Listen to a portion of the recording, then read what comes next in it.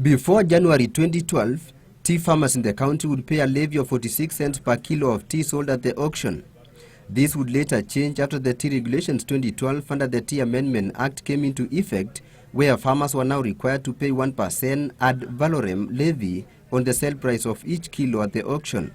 While tea farmers may have adopted this levy, they have been pleading with the government to reduce it to a reasonable level, arguing that the tax is too high, especially for small-scale farmers who depend on tea for their livelihood, and that the numerous levies charged on tea had made Kenyan tea uncompetitive. Though the Ministry of Agriculture had indicated that the ad valorem levy would be reduced in 2015, the figures remained the same. The Tea Industry Taskforce appointed by the Ministry of Agriculture in 2015 to look into the sustainability of the tea industry seems to have taken up the fight to have the ad valorem levy reduced. In their recommendation submitted to the Ministry of Agriculture, the task force has proposed the reduction of the tea ad valorem levy from the current 1% to 0.75% and a renaming of the same to tea levy.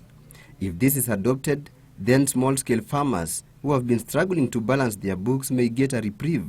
In order to improve tea sales both domestically and internationally, the task force has recommended intensive marketing across the globe. Other recommendations include a review of brokerage fees paid by the producers from 0.75% to 0.5% in line with the other leading tea auctions, discontinuation of the $3.30 lot charge, enhanced tea promotion by targeting growing segments of markets, and increase the presence of branded Kenyan teas in the international market, promoting value addition in tea, establishment of a common user blending and packaging facility, as well as initiating of a productivity improvement program in place of a price stabilization fund, which will focus on supporting vulnerable growers. The Ministry of Agriculture is expected to provide a framework on the implementation of the recommendations made by the Tea Task Force.